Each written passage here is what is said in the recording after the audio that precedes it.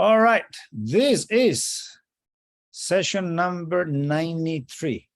This is how we document things here, Peter. Okay. We just 93. Yeah, it's 93. And let me just change this video and make it this guy. For some reason, the other camera, maybe it's not plugged in. Yeah, it should be plugged in. Anyway, so that's how we do some of these sessions.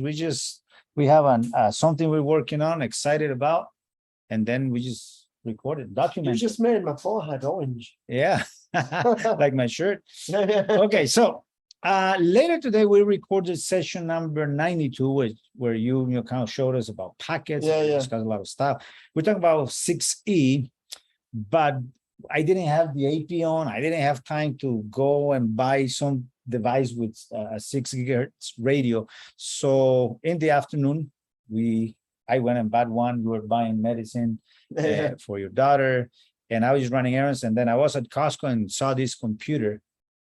This one is, what is that? Lenovo, right? It's a Lenovo, yeah. It's a Lenovo. Windows 11. Windows 11. I don't know what model this is. Evo? Is that a thing? That's the just processor. Intel, yeah. But it's got a Intel AX210, I think. 211. Is it 211? Yeah, 211 in this one. Now, there was another computer there, an MSI something that had an Intel Killer 1975 or something like that. Have you heard of those? Yeah, so the Killer Wi-Fi, was it? Yeah. So Killer Wi-Fi is actually the same chipset. Oh, okay. It's just rebranded Intel by a company called Killer Wi-Fi. They'll use them a lot in their laptops. When I first got my first AX laptop, not 6 gigahertz, but 5 AX, it came with Killer Wi-Fi, and I did a bit for Google, and it's just a rebranded Intel. I thought it was just a marketing term. So, oh, this is Killer Wi-Fi. No, but that's actually a trademark. It's actually like a brand, but they rebadge Intel. So it's the exact same chipset. Yeah, because they just call it Killer Wi-Fi. Oh, yeah. Okay, so it's the same chipset. It's the same chipset. Okay. All right. So we got one of those computers. I did since I sold my my WLAN Pro to Manuel in Spain. I was there. Now I just got the other one from the replacement from Matthew in Phoenix. So we got it working with Adrian Granado's Wi-Fi Explorer to kind of verify that it works. But I use this application. Let me just share here my screen, this one over here, and share this. And let's see, where are we sharing this window down here, I believe. So I was running this with the sensor, but now what I'm doing is capturing. Let's see, what network is this guy on? Let me join, make sure we're on the same Wi-Fi. And we're on Guest Ruckus 5. This one is on the Aruba. Just keep switching to the Aruba 635. Let me join this network because it's here, it's loud, strong. It is. So it picks that one. Let's just join this network just to make sure we can connect. Now let's see if I can. There we go. Share my phone. So also by Adrian Granados, he has this Airtool Pi that, oh, that's too big. Okay, let me just, which application do you use to like share your phone and stuff? Oh, on an Apple machine? Yeah. Oh, I'm still trying to figure that out. I've only just started on an Mac. What are you using? This Nick Turner showed me about this when we first started with the COVID stuff, online stuff. And then this one is Air Server. So okay, I don't know Air Server. I need a good one. So the application here is this Airtool, and then with this captures, let me just go back on this one because I had so I can just choose the channels I need to scan, and of course the AP that we have is that Aruba 635, and it's on channel 101. 101, that's the preferred scanning channel. And then I just came and placed this guy here. Oh, I passed it. I placed it on 6 gigahertz channel 101. and 80 megahertz wide channel. So this computer, we join. Let me just move this guy over here. This other computer. Let me just put my face. Did it work? Oh, no, it wouldn't recognize me as you. I don't know why. All right. So with this computer, I joined the network that I'm announcing on 6 gigahertz. So we did a capture earlier today, but I guess we can repeat the process. Let's do it. Let's do that. So let's, what we're going to do right now is we're going to completely disable the Wi-Fi on this brand new computer that has 6 gigahertz. What I'm going to do now, so here's the setup we have. We have a 635, an Aruba 635 with a 6 gigahertz radio. Here, I can just bring the computer there. Yeah, right there. Here we go. It's right there, and that goes to an Axel text battery, which is the guy over there. And let me just stop sharing over here so we can better see the. So we have the AP connected to the Axel text battery. The Axel text battery is providing BT, and it's connected to the Ethernet to a MikroTik router, and then that one is connected out to the internet. And that's the basic setup that we have. So what we're going to do now is this computer that has the Wi-Fi disabled, we're going to associate to that AP on 6 gigahertz. But before we do that, with my phone, the one that I'm sharing on the screen right there, I'm going to start the capture. Of course, I'm not going to capture all of these transactions, these packets with my phone. I'm going to be capturing with Adrian Granado's Airtool, as you know, the application we're going to be using, but it is the WLAN Pi Pro that has 6 gigahertz radius, the one who's going to be capturing those packets, correct? Okay. So I'm going to start the capture. And to add this device, I connected the WLAN Pi Pro to the network. I got an IP address of, let me just go back in here. 192.168.8841. Wait, is that a different one? Let's make sure this is going to work. Oh, no, because it found it with the WLAN Pi local, with the NetBIOS name. Yeah. So the application itself, you see at the top, it says WLAN Pi 02B. It found it automatically. When I opened the application, it discovered that guy on the network and said, basically, I'm going to add this device and I'm going to start packet capture. So hang on, it is connecting. Pretty soon, it should start capturing frames, and you can see there's 17 frames. So I'm going to enable the Wi-Fi on this laptop, and let's see what we get. Okay, so it's going to connect, and while that comes up, maybe on the wireless we should connect. That has connected now. It is connected, and we have a local IP address, and I can confirm we're on channel 101. 6 gigahertz radio. 6 gigahertz radio. Okay, now so shall we? Do I don't know, speed test or go to internet, generate some traffic, because right now I'm still capturing.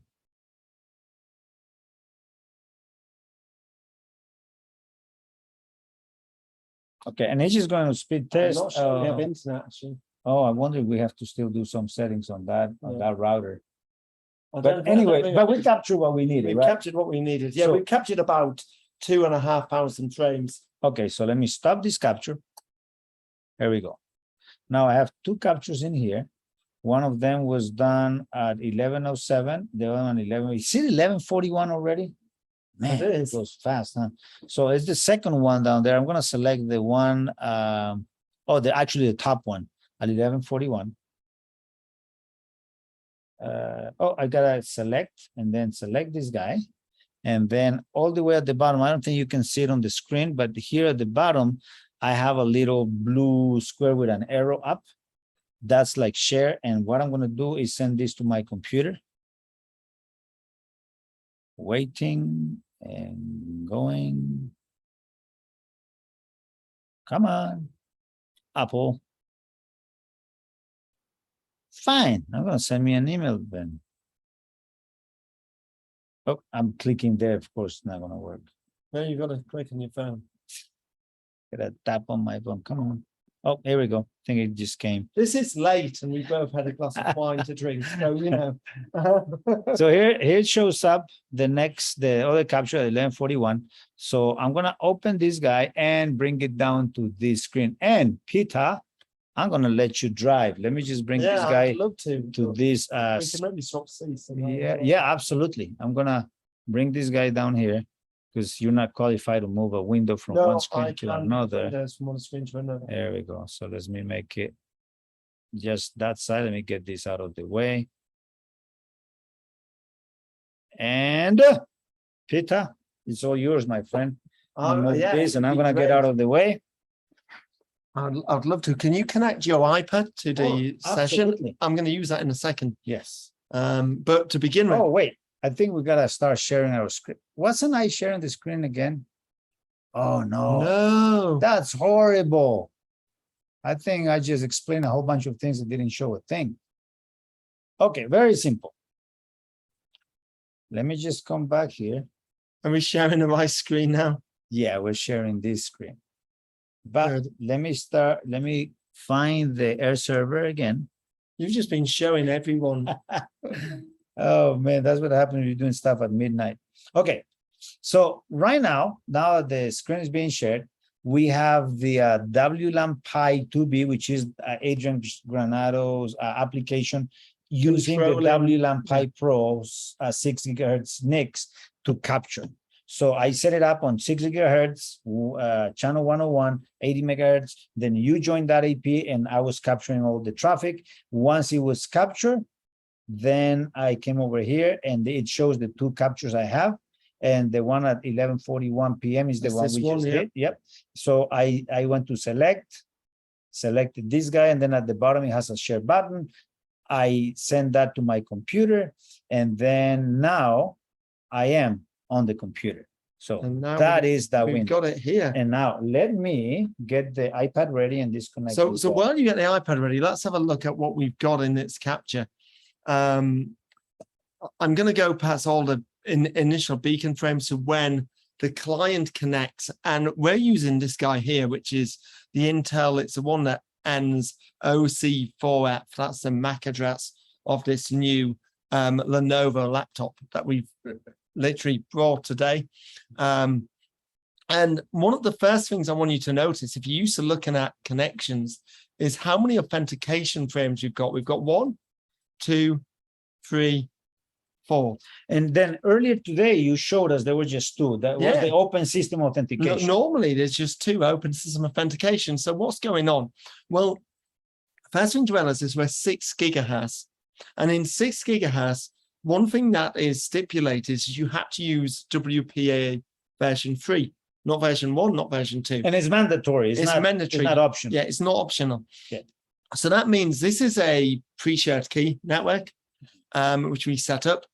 And therefore, it's going to use something called simultaneous authentications of equals, which is a new method of authentication. And what it effectively does is, for those who know the terminologies, it does something called a Diffie-Hellman exchange, which is what I'm going to show you how it works on the iPad in 1 minute. But so it doesn't use open system anymore. Let's have a look at the first frame, and we'll see that. So one of the first things you're going to see is that this frame is obviously it's a management frame, but here, look, it's the authentication algorithm. Before you'd expect to see open system, but now it's doing something called simultaneous authentications of equals, SAE for short. And it does 4 frames, not 2. Now, the first 2 are what we call commit frames. Okay, and let me give you this microphone. Yeah, give me a microphone. I'm sure this one's working just fine, but hey, you never know. Maybe, come on, click. Let's change it to a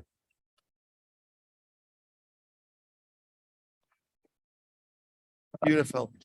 I'm just going to clip it to my shirt. Perfect. And now hopefully you can hear me in even better, in wonderful quality.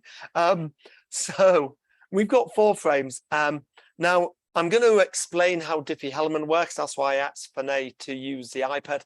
But let me just quickly show you these 4 frames. And so the iPad's going to come up on your screen.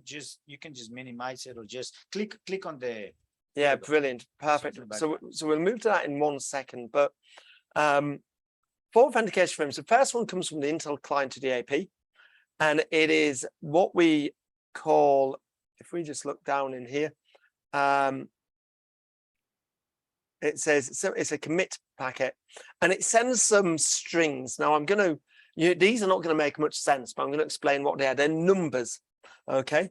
And does this include the password that we use, the pre-shared key? No. Okay. So, well, that password will get used later on. Now, with WPA3, that password purely is used to authenticate users. So, do you both know it is used in here, but purely to say, can you connect? Now, remember WPA version 2, that password is, along with the SSID, is used in a algorithm to create something called a pre-shared key, 256 bits. And that becomes, you may know the pairwise master key. You might have heard that term before. And that becomes a seed into this four-way key exchange. Not the case in this. Okay. It's going to generate a completely unique key, which you don't know, I don't know, between the transmitter and receiver, and that becomes a pairwise master key. And it's got nothing to do with your pre-shared key. The pre-shared key is only used for authentication, not encryption. And the way that new key is generated is by these 4 authentication frames. So this one still is kind of like an authentication that happens before the association.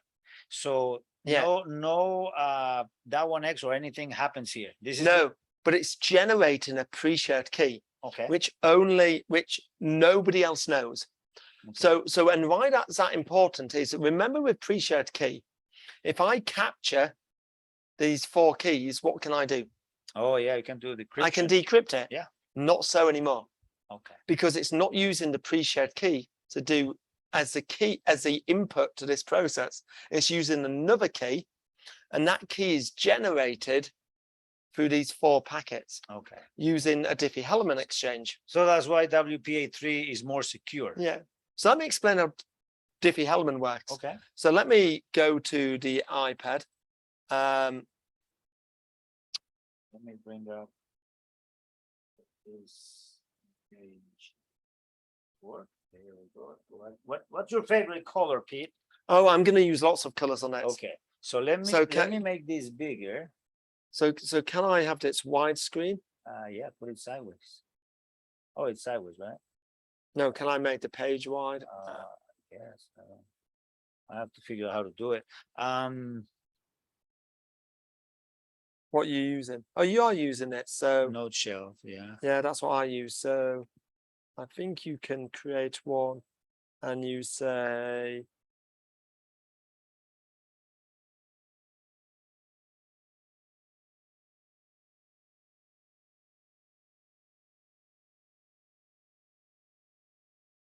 landscape. Oh, landscape. Here we go. Then we create a player. Then we say create a notebook. Oh, I think you didn't. Oh, here we go. Oh, I'll just make it bigger. That's fine. Sure. Okay, so it just gives me more space to work with. So Diffie-Hellman, we're going to use we're going to say there's a guy called, oh, sorry, excuse me a second. I'm just going to make this a bit smaller. Great. Otherwise, I'm going to have problems at that. There's a guy called Bob, okay? And Bob is trying to create a key with Alice. Now, in cryptography for years, one of the big issues has been how do you exchange a key? Yeah. Because if I give you a key, and let's say there's someone called Eve listening, and Bob sends Alice a key, Eve can hear it, she knows how to decrypt your data. So key exchanging has always been a problem in cryptography for years. And the Diffie-Hellman exchange sort of fixed it, because no longer do I have to work out how to send you a key. We can both generate the same key without ever exchanging it. Wow, that seems like black magic. It seems like black magic. So I want to explain simply how it works. Okay. Now, it works using prime numbers and something called one-way algorithms. But we're going to pretend a one-way algorithm is mixing paint.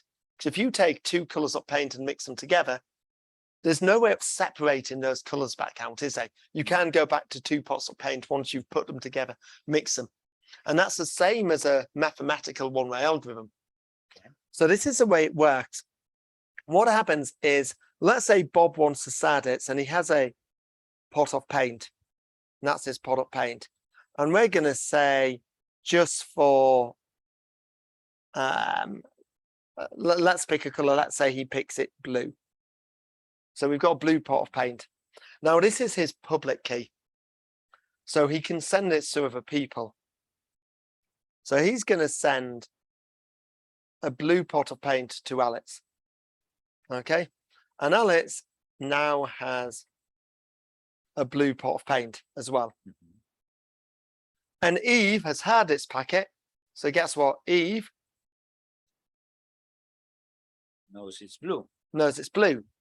But then Alice and Bob pick a private pot of paint, a paint that they're not going to tell each other. And this is, so Bob also picks another pot of paint, and he's going to pick orange. So he's got blue and orange. And Alice is going to, and these are just random numbers. Mm-hmm. If you think of it in computer terminology, purple. So we've got blue and purple. So they've both got these, but these are private, so they're not going to send it. But what they do is Bob mixes his blue with the orange. Okay. So we've got a slightly bigger pot of paint.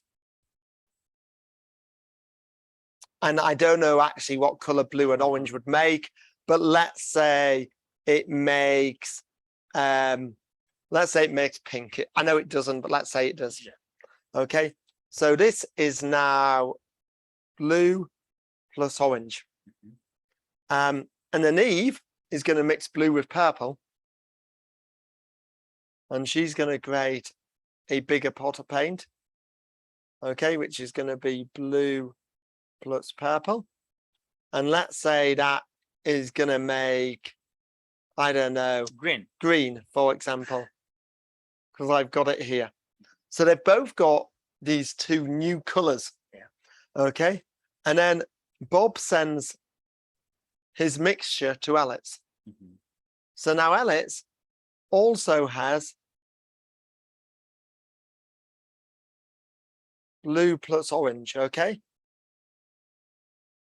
Which is this pinky color. And then this one is going to be sent to Bob. Okay. So now he has blue plus purple, which in our color world makes green.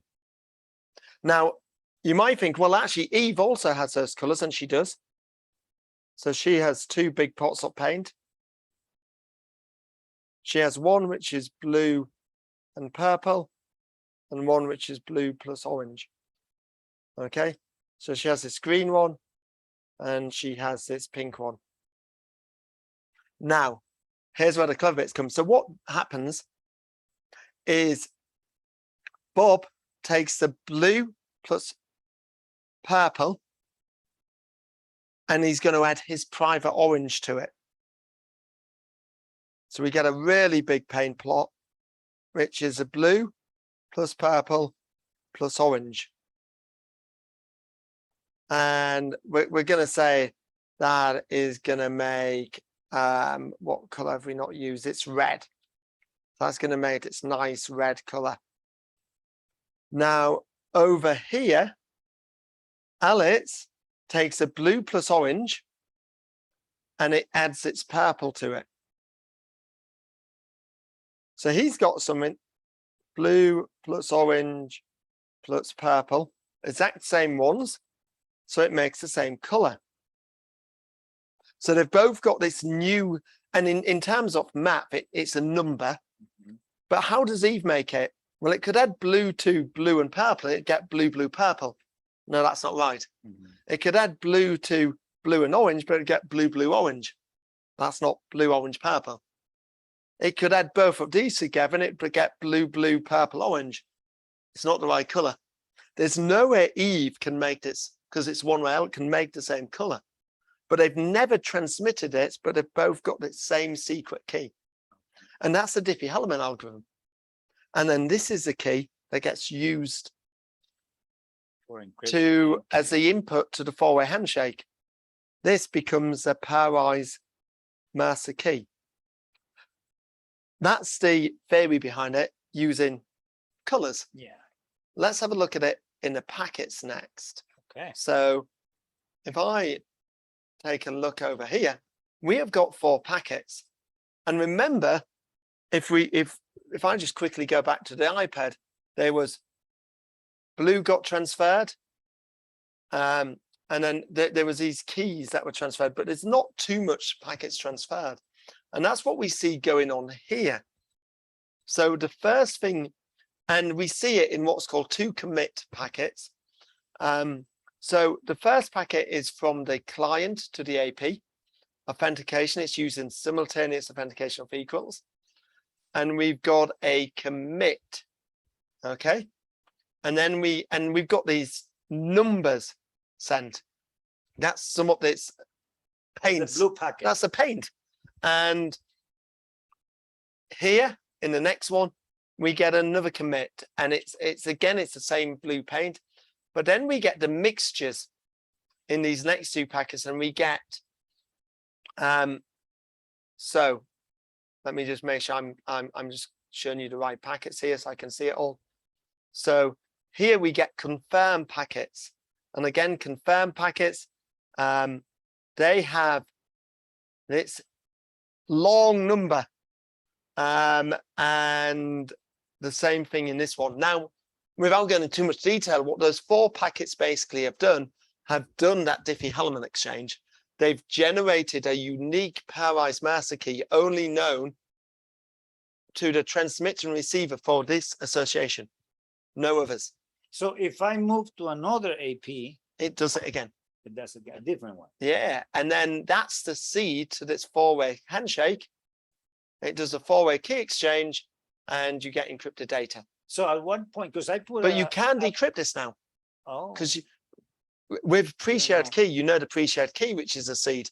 Pre-shared key isn't a key anymore. It's this unique Diffie-Hellman key, which, as you know from listening, we're Eve here, we're sniffing packets. We can't tell it. So you can decrypt these packets.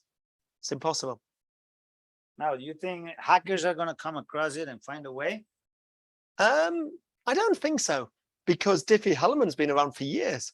We're only now using it in Wi-Fi, but it's been used on wireless networks. If you use so if you use an IPsec tunnel for VPN, that also uses Diffie-Hellman exchanges, and we've not cracked IPsec so that's yet. not something new. It's not something new, no. Okay. It's an old algorithm, but we've just started using it with Wi-Fi. So is the WPA3 like the name that the Wi-Fi Alliance has given to something else that has been used in a different place? To some extent, yeah. So simultaneous authentication of equals was actually first introduced into the 802.11 standard with 802.11s, which was the match standard. And it was used for 2 APs to authenticate to each other and establish an encrypted link for you know, wireless basic service set traffic between APs, and we're now using it for client connections. So that's why. So now if you see these 4 we'll go up actually, these 4 authentication frames, and you'll see it's not open system anymore. It's using simultaneous authentication of equals, and that's a way of checking, hey, it's using WPA version 3, and it's doing this Diffie-Hellman exchange. Is this going to be slower for the for clients to go through the whole association process? Not really, because it's 2 more packets, and it's happening local in the AP. So with 802.1x, we're going off to a radiate server. That's what makes it slow. Mm-hmm. This is 2 more authentication frames between the client and the AP, so they're really quick. So it's not much slower, but it's a lot more secure. So up to this 4-way handshake, that pre-shared key that I used to associate is nowhere. No, it's purely used to check. If you know it, you're allowed on the network. If you don't, but it's not used for encryption. That's the key. So before, the pre-shared key was used for authentication and encryption. Now it's purely used for authentication, and it does confirm you've got the same one in its auth. But So but it's not sent. But it's not sent, no. But it does confirm you're using the same one through some of the math it's doing. Ah, okay. So it does those calculations locally, never sends it. Never sends it. What you just explained about the paint. And then there you go. There you have. But it uses. You can almost think that it's not quite true. But if you want to think of it in a simplest time, it's almost like that's a blue paint. That's the paint we both know. But we're going to use that to generate a completely different key every session, every time. Because the private keys are uniquely generated each time. But the blue key is a bit that's known, and that's like the pre-shared key. Okay. But it's not sent. So but it's never. The blue paint was sent is not really sent. It's just no. It's not really. It's known on both. Yeah, it's known. Assuming that it knows it too. But they both know it. Yeah. It's just okay. Now, if we're doing that 1x, that will come after the four-way handshake here, or before the four-way handshake. .1x in WPA version 3 is almost the same with WPA version 2. Okay. Because WPA .1x isn't broken. It has never been broken. Appreciate some of the encryption algorithms. So it works the same way. So before the four-way handshake, you go for 82.1x. That generates the AAA key, and it's the AAA key which is used as a seed for the four-way handshake. The only thing that changes with Enterprise, WPA3 Enterprise, is that the authentication is the same, but now you're going to use management frame protection. So you're going to encrypt some management frames, which you wouldn't with WPA version 2. Okay. Or it'd be at least optional. Now on let's see, the microphone is speaking me. Hello. Yeah, I think. Yeah, I think it is. Okay. So if we are doing an open network, no password, using WPA3, which is mandatory with 6 gigahertz, 6E, then we're still going through this for the 4 authentication frames right there. No, we're not. But we are going similar. Yeah, it's doing a similar thing. Okay. With it, it's doing what we call opportunistic key caching, but it is basically doing the same thing, which is a Diffie-Hellman exchange, but it looks slightly different. So it it doesn't look quite the same. You'll see that what you'll see is you just see 2 authentication packets using open system and association response. It looks the same, but if you dive into those, you'll see there's a Diffie-Hellman algorithm, information element, and it does it within the packet. Okay. So even with open networks, like for guest networks, we don't have to deal with passwords anymore. We open it. But it does the same. It effectively does the same thing I showed you on the iPad. The packets look a bit different, but it's doing the same thing, essentially. Okay. So, but it's still going to be. And it's still going to encrypt it. Yeah. Okay. All right. Well, fascinating stuff. Peter, I know it's late. It is late. It's midnight. It's midnight, and we're talking about packets. I love it. I know. It's just exciting. Our wives and kids were like, "What? Where are you going? Man cave." Man cave. All right. So, what else? What else do we have here? I have no idea. So let's have a look. This is literally live, so you guys are seeing it as we're. Now it's interesting. So we've got a 4-way handshake. Let's have a look at some of the other packets we have. Look at this frame. Trigger buffer status. And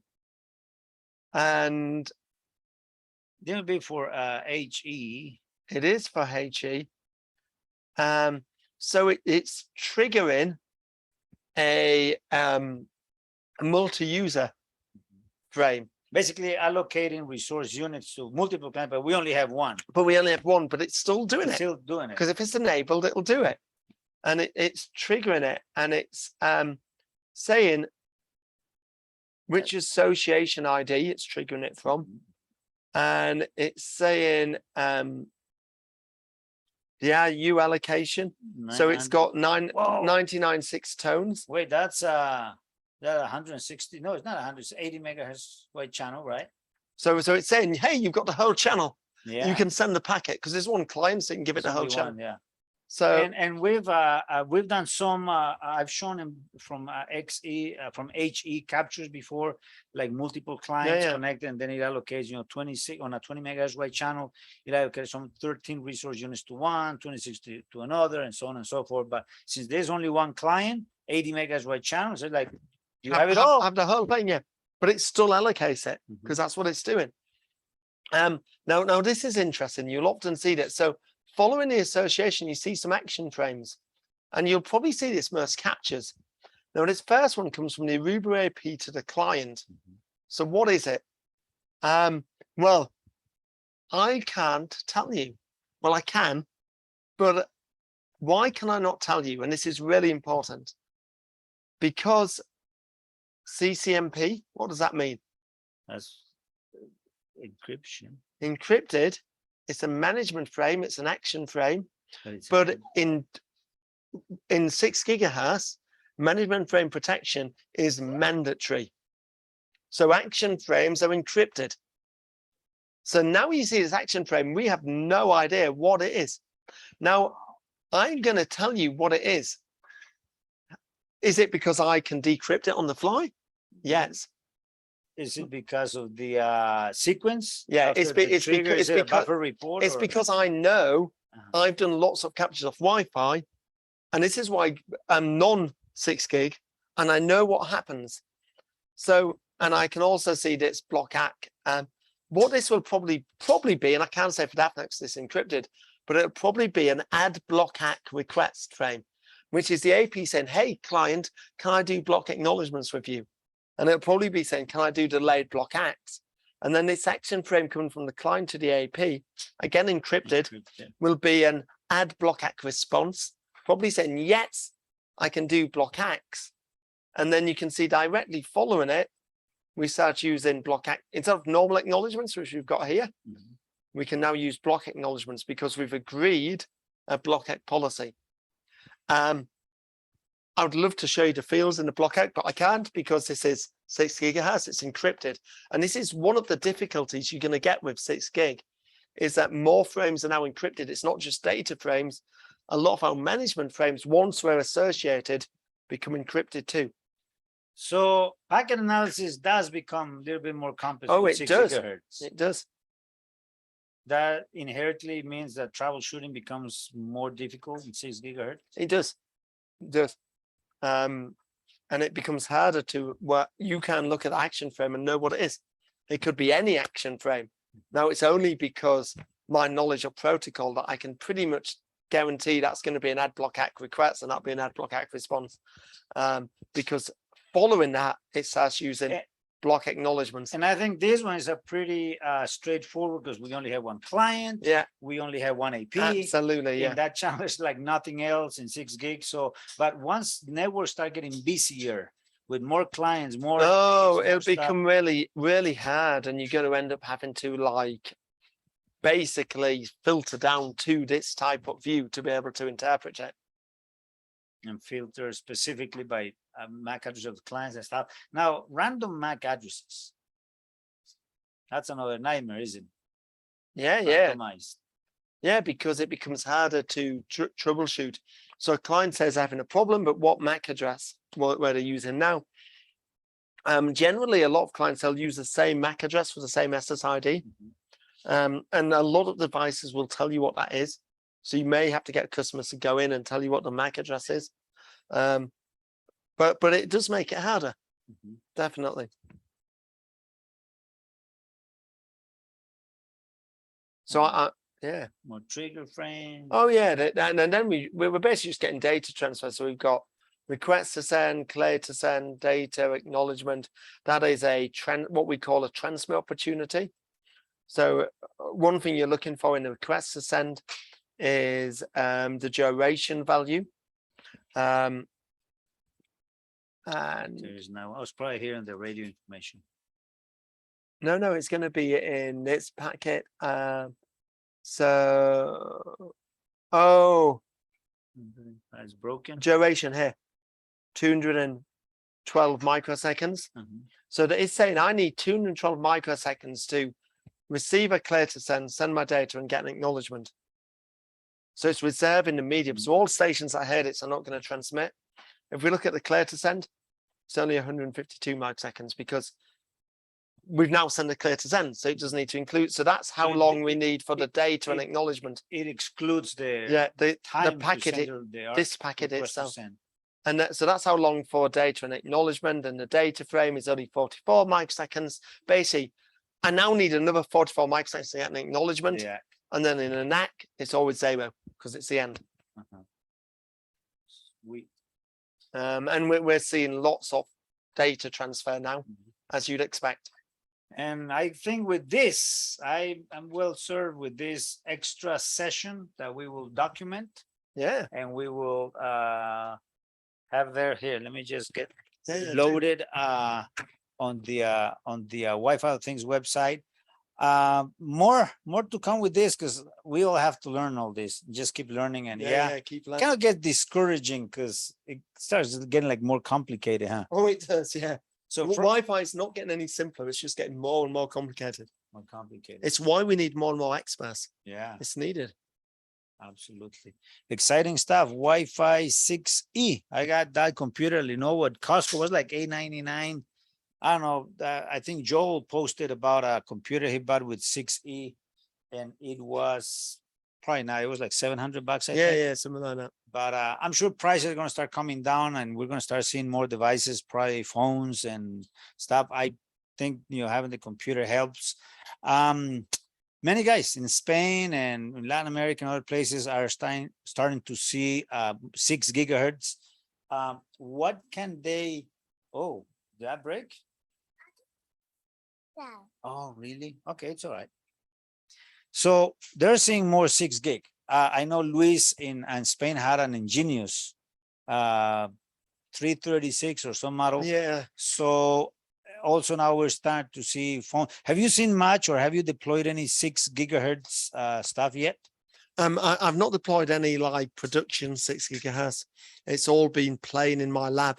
In the UK, a lot of the APs don't work today because they've only been, it's not because 6 gigahertz isn't certified in the UK, but the APs, sorry, it's allowed from a regulatory point of view, but the APs haven't gone through European certification. They've only been, a lot of them are only US or at least North America certified. So you minute you set a GB country code, they turn up 6 gig radio. So I've done tests in my lab with US country codes. I hope I'm not going to get like arrested for saying this live on a broadcast, but in a lab environment, I can get it to work, but it's really difficult. The AX210 chipset that doesn't work with, if it detects any AP with a GB country code, it turns up to 6 gigahertz. Okay. So there's still challenges, at least in Europe, with you actually deploying it. So we shouldn't panic as Wi-Fi professional about, we have to have everything 6 gigahertz. No, absolutely not, because there's lots of, I think there's lots of things we still need to work out with 6 gigahertz. It's a new technology. But customers are going to start reading about it and pushing and asking us for it. So we have to be prepared, I think, to the extent to calm the customers down. Don't you think? I would say so. Calm them down. There's not many clients. There's a whole host of issues. Even deploying, we've talked about WPA version 3. Well, if you want to, let's say you have an SSID, let's say EduRoam, and you want to deploy it in 2.45 gig, 6 gig. If you deploy it in 6 gig, it's got to be WPA version 3. Mandatory. You can do. I went through that here. And I was like, this is not working. And it was Aaron Scott from Australia. He said, like, do you have WPA3 enabled? Like, no. He said, like, bingo. I enabled it. Boom. Now the SSID showed up. So it has to be WPA version 3. But if you deploy WPA version 3, 6 gig will work. But what about all those clients that don't support WPA version 3? There's a lot. They can't connect to your network anymore, even at 2.45 gig. If you've enabled it across a whole SSID. So basically, don't rush. Do not rush. There's a lot to be figured out yet. A lot. Well, there you have it. That's a session 93, one of the many we have done unscheduled, unplanned. We come through an issue and then like, how do we document this? Let's record another session. Yeah. So yeah, 93, there you have it. Thank you very much. I guess we'll see you next time. I'm sure we'll be doing some more capture before you go back to the UK. Maybe you should take one of those computers with you to play over there. So we'll definitely have to be learning more of this. Thank you very much. I'll see you next time. Goodbye. Cheers. Bye-bye. Bye, Sarah.